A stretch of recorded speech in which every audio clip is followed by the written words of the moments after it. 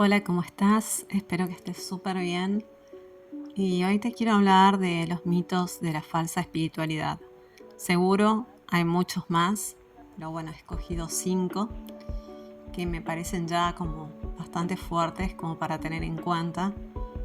Y también con un poco la intención de que creo que es un momento súper importante para discernir entre lo que es verdad y lo que no. Hay tanta información en internet, hay tanta información también por diferentes medios que nos llega como nunca antes en la historia. Y esto no siempre es positivo porque puede ser motivo de que muchas personas se confundan, empiecen a dudar entre lo que está bien, lo que no está mal, que al final no se trata tampoco de rotular en ese sentido las cosas, sino qué es bueno para mí y qué no, qué es lo que me suma y qué es lo que me resta en esa información que estoy recibiendo prácticamente a cada instante por diferentes medios e incluso a través de personas. Entonces me parece que es súper importante ahora mismo tener esa claridad de saber qué es lo que dejo entrar a mi vida y además el poder tener la habilidad de detenerse un poquito en el tiempo y decir, voy a analizar esto que me dijeron, voy a reflexionar, voy a sentirlo, a ver si de verdad tiene que ver con mis valores, con mis principios, con mis creencias, con lo que siento que es bueno para mí. Y creo que desde ahí se puede partir teniendo una base mucho más auténtica de cara al resto, porque hay cosas que para otras personas pueden ser una realidad inamovible y sin embargo para nosotros pueden significar motivo de duda o incluso podemos creer o sentir todo lo contrario, ¿no? Entonces, vuelvo a eso, creo que es importante, ¿no? Así que bueno, he escogido, como decía, 5 mitos, al menos que para mí son mitos, como saben, siempre hablo desde mi opinión y experiencia personal. Y, y bueno, hoy también me he basado en el primer mito que tiene que ver con Omar Villalobos. Él es un coach, un master coach. Eh, Me encanta, por cierto, su historia de vida. Si no lo conocen, les invito a que indaguen sobre él, porque realmente tiene mucho mérito, eh, como muchas otras personas que nos ayudan a seguir en un camino de aprendizaje interior sobre todo, ¿no? Y bueno, así como a modo de anécdota, él, por una cuestión familiar, no quiero contarles mucho por si después leen el libro, se quedó mudo alrededor creo que de 13, 14 años me parece, y perdón, se quedó tartamudo, no mudo, tartamudo, y bueno, lo cual por supuesto fue motivo de bullying, de burlas, de muchas historias en su entorno próximo. Y fíjense ustedes que como es, ¿no? El instinto y el deseo de superación de las personas, que ahora mismo se puede decir que lleva más de 30 años siendo conferencista. Una persona que se había quedado en ese estado de tartamudez debido a una situación familiar. Así que eso tiene mucho que ver. Bueno, él en su libro, que tiene por título Ser un triunfador sin ir a Harvard, que también se los recomiendo mucho. Tiene otros, pero ese está muy bueno. Habla de cómo nos han inculcado, nos han programado, básicamente, esto de que los poderes vienen desde afuera. Y él hace referencia al hombre araña, por ejemplo, que adquiere sus poderes a través de la picadura de una araña, ¿no? Entonces, bueno, en ese caso vienen de fuera. O también de Hulk, que le inyectan una pócima para que tenga más fuerza, etc. Y bueno, nombra unos cuantos, también a Cenicienta, ¿no? Que aparece su hada madrina para solucionarle y resolverle todo en la vida. Y bueno, vemos que con repetidas historias que él cita también en su libro, nos hacen entender, nos hacen creer que el poder viene desde el exterior, en lugar desde nuestro poder personal interno. Y estamos tan programados que cuando nos dicen que el poder está en nosotros, no nos lo creemos. Y todo tiene su origen de ser. Si vamos a buscar un poquito la historia, como él hace referencia a estas personas, a estos personajes, mejor dicho, nos damos cuenta de cuánta realidad hay en eso, ¿no? Siempre pensando que no somos poderosos, que realmente no podemos hacer muchas cosas, y la eterna frase que nos juega tan en contra, el no puedo. Claro, todo tiene su origen y todo tiene una creencia muy limitante, que es esa justamente, ¿no? Así que bueno, ese es el primer mito, el creer que todo viene desde fuera y quizás de forma inconsciente. Nos hacen creer que es así cuando realmente el poder está dentro de nosotros. Entonces la espiritualidad sí que dice que el poder está dentro nuestro, pero claro, esto de poder desglosar, de poder ir hilando más fino de dónde viene esto que al final no nos terminamos de creer, de que realmente somos poderosos y que podemos con más, eso nadie lo cuenta, de dónde viene. ¿Por qué nos rechina tanto cuando nos dicen que el poder está dentro nuestro? ¿Por qué no terminamos de creerlo? ¿Por qué no podemos integrar esa frase? Entonces, es como una verdad a medias, ¿no? Y eso muchas veces hace más mal que bien. Así que bueno, ahí los dejo con este primer mito y vamos por el segundo. Y este segundo mito es todo lo relacionado, que puede haber más disciplinas, no digo que no, pero bueno, he tomado la meditación y el yoga. Muchas religiones, sin entrar en detalle ni en nombres, y como siempre digo, no soy religiosa, soy espiritual. Respeto a todas las religiones, a todas las etnias, no me gusta discriminar en absoluto, pero sí es verdad que tengo que hacer un paréntesis entre estas disciplinas que he nombrado y lo que muchas religiones o varias predican alrededor de estas actividades.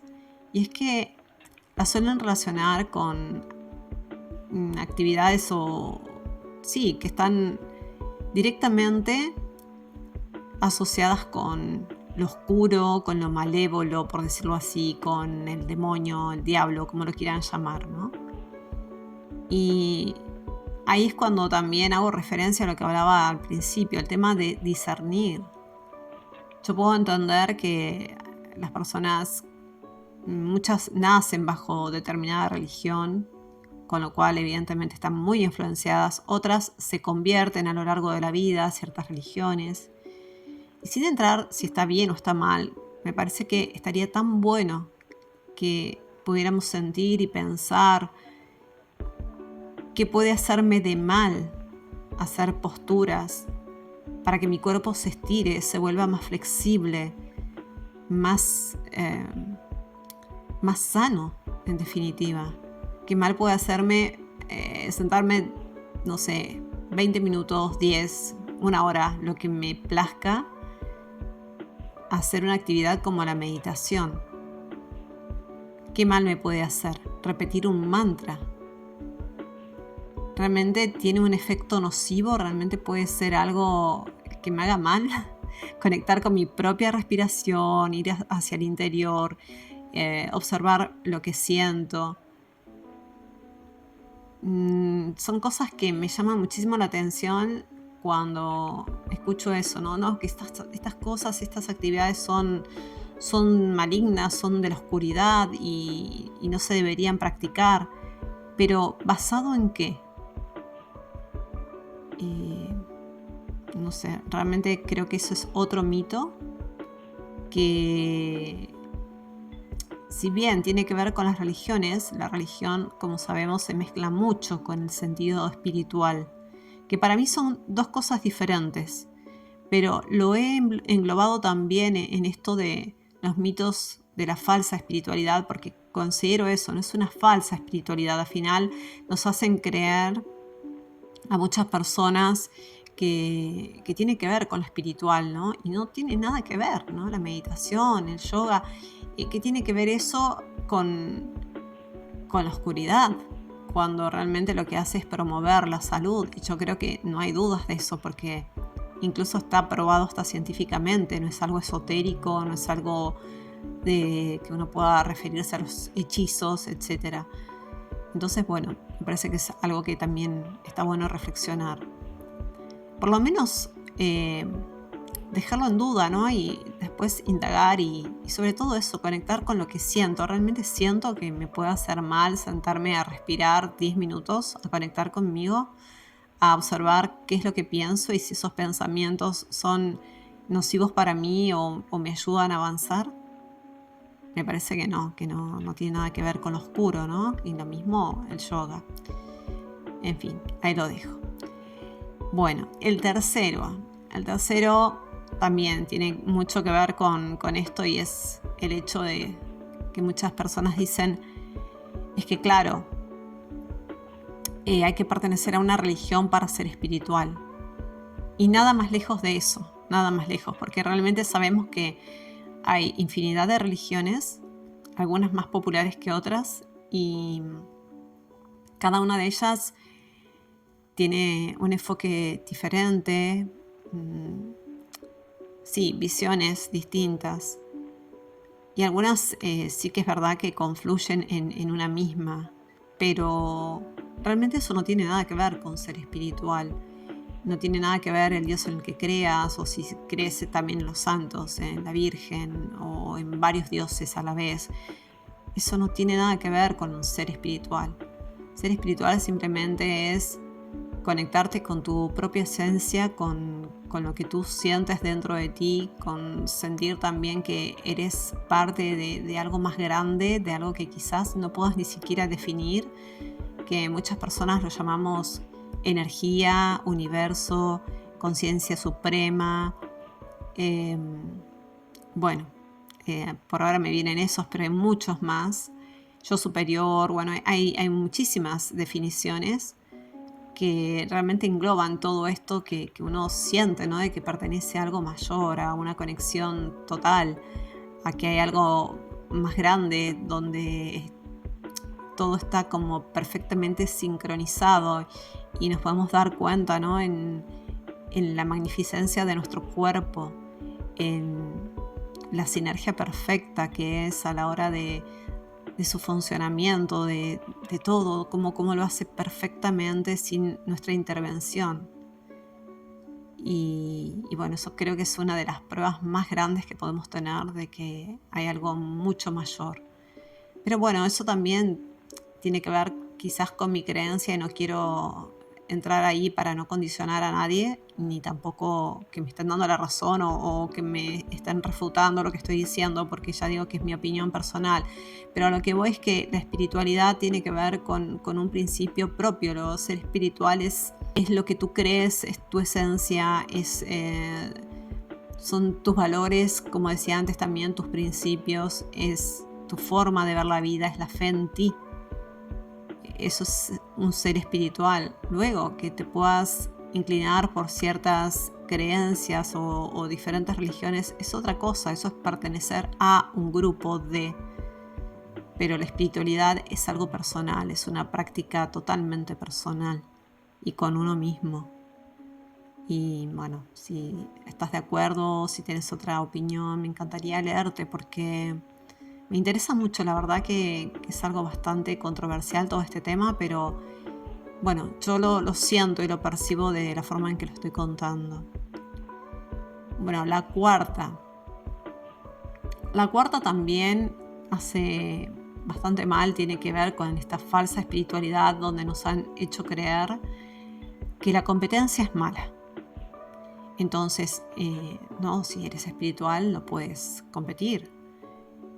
Y yo no considero que sea así. Creo que puede ser que la rivalidad sea algo, si se quiere, negativo, porque la rivalidad se trata de tratar de sobresalir en relación a la otra persona a la que consideramos rival, pero de una forma como más agresiva, como quizás incluso queriendo cancelar su personalidad o anularla o eliminarla. Sin embargo, la competencia es algo que nos insta a superarnos a nosotros mismos. Porque si yo veo a otra persona, supongamos que soy un atleta y veo que otra persona puede correr más rápidamente que yo y bueno, no es que yo quiera hacerle mal a esa persona o que quiera eliminarla, simplemente que el solo sentir y ver eso, lo más probable es que provoque en mí un sentimiento de querer hacerlo mejor. Y al final se trata de superarnos a nosotros mismos, ¿no? De competir con nosotros mismos. Entonces también el hecho a veces de no fomentar, no digo que estemos alentando a la competencia entre los niños, ¿no? De decir, bueno, es que tú eres mejor que... No, eso no es. Simplemente es, lo puedes hacer mejor. Tú sí que puedes hacerlo mejor. Si te preparas, si practicas, puedes hacerlo mejor. Es animar, es alentar. Como también se dice que la ambición está mal y no coincido tampoco con eso. Estamos hablando de cosas normales, de no estamos hablando de excesos, de sentimientos desmedidos. Pero la ambición realmente es buena. Si uno no ambicionara ser un poco mejor, llegar más lejos, entonces ¿para qué estudiar más? ¿Para qué prepararme más? O sea, es que no tendría sentido. Entonces creo que es tan importante estar claros en estos conceptos porque pueden confundir mucho y quizás a un adulto ya no, o tal vez el adulto vive confundido, pero a los que vienen detrás, a los que son menores, a los que están aprendiendo, a los que se están formando, todos estos conceptos de falsa espiritualidad pueden hacer bastante daño, como en su momento lo hizo el fluir, ¿no? No, tú fluye. Y tanta gente se lo tomó como que, bueno, es un concepto espiritual, así hay que fluir y entonces voy a fluir. Y en el fluir se perdían sin poner esfuerzo ni parte de su energía en lo que querían conseguir y no funciona así. Para que el fluir funcione, realmente tenemos que nosotros poner nuestra energía en esa intención, en ese deseo que tenemos y realmente desde ahí es desde donde nosotros podemos luego fluir. Una vez que pusimos esa intención, una vez que hicimos nuestra parte energética, entonces después la vida nos traerá en consonancia con esa vibración que provocamos a través de la energía que emitimos, aquello que sea lo mejor para nosotros o lo que estamos deseando. Pero eso nada tiene que ver con el fluir sin hacer nada, sin mover un dedo, sin simplemente quedarte tirado en tu cama. No tiene nada que ver, ¿no? Entonces eso hizo mucho daño en su momento y creo que hay cosas que pueden seguir haciéndolo. Otro tema es el hecho del eres espiritual, pero simplemente si cumples determinadas pautas o determinados... no sé, cómo hacer el checklist, ¿no? ¿Eres vegano o eres espiritual? ¿Eres terapeuta? ¿Te dedicas a dar clases de yoga? No sé, ¿has ido al Himalaya? ¿Has estado en Nepal o en India o etcétera? Entonces, ¿eres espiritual? No existe. Bajo mi concepto esto no tiene sentido. Me parece una ridícula, es total. Yo no entiendo, sin embargo, estas personas que dicen que son veganas y consideran que toda persona que no es vegana, por ejemplo, no es espiritual. Y no estoy hablando de forma generalizada, simplemente estoy hablando de que hay personas, porque me ha tocado vivirlo, que son veganas o vegetarianas y entonces cuando uno le dice no, yo realmente como de todo,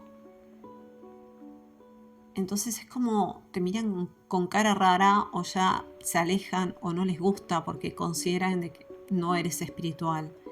Yo creo que una persona espiritual, si realmente es, o sea, para mí el concepto y lo que encierra esa palabra es tan grande y lo abarca absolutamente todo que no deja a nadie afuera, ni siquiera al peor asesino.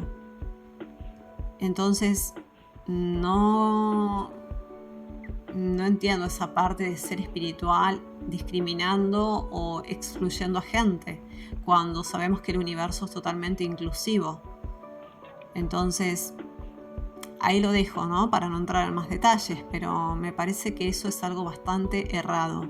Y puede ser que esté juzgando, puede ser, sí, lo admito, pero no comparto esa idea, no la comparto en absoluto.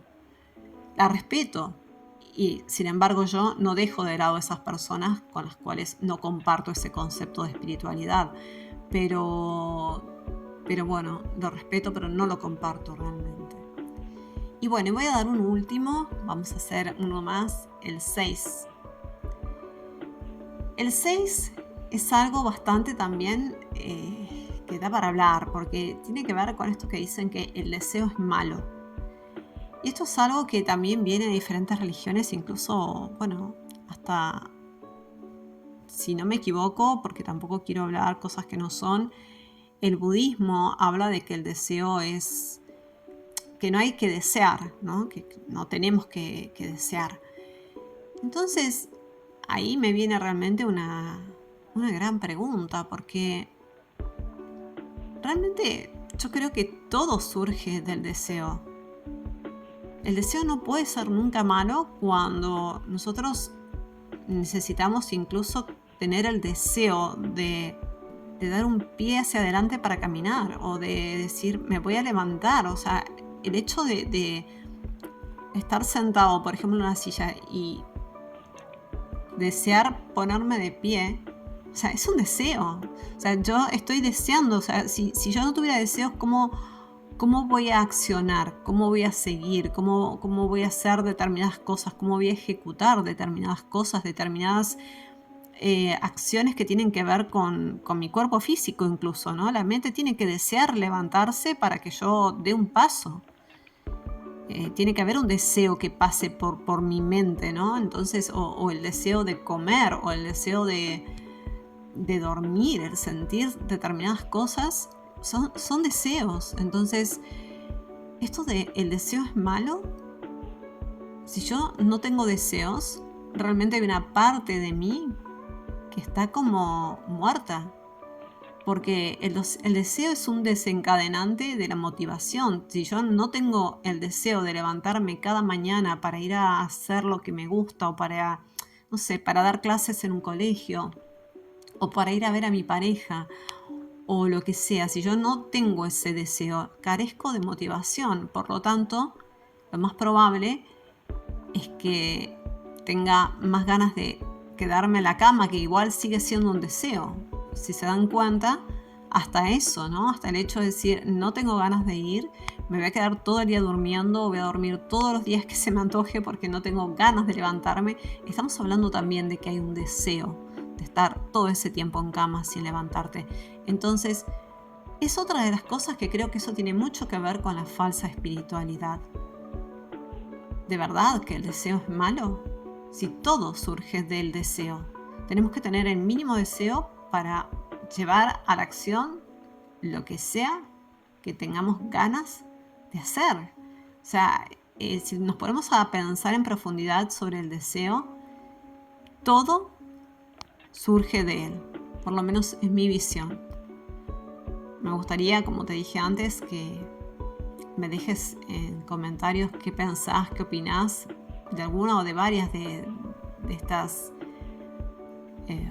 frases o de estas opiniones en cuanto a la falsa espiritualidad de estos mitos, de estos 5 que al final fueron 6 mitos. Porque me parece a mí que hay muchas cosas que no están totalmente desfasadas con lo que nos han venido diciendo hasta ahora, ¿no? Así que bueno, lo voy a dejar hasta acá porque realmente, como digo, hay muchos más.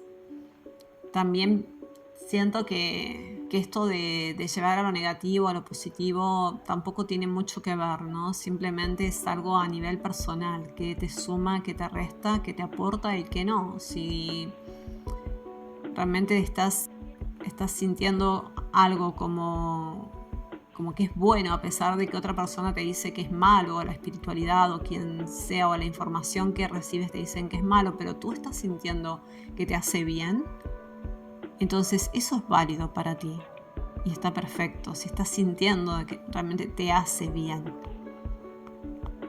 Pero si estás sintiendo todo lo contrario, lógicamente no te está aportando. Entonces lo más lógico sería dejar ese hábito o esa costumbre o lo que fuera que tengas, ¿no? O ese comportamiento o pensamiento. Pero bueno, creo que todo pasa por ahí, por una evaluación personal y más que nada en estos tiempos, como decía antes, que hay tanta información. Pasa todo por tu filtro. Quizás tu filtro no sea el que todos esperan, el ideal para tu familia, pero es tu filtro. Y al final la única persona que va a vivir su vida eres tú, o sea, no va a haber nadie que viva tu vida en tu lugar. Entonces creo que es hora de que nos acordemos de eso, de que nadie va a andar tu camino por ti. Así que cuanto más auténtico o auténtica puedas ser contigo mismo, seguramente más feliz estarás, más plenitud tendrás en tu vida. Bueno, espero que te haya gustado. Si es así, comenta y comparte. Y hasta la próxima.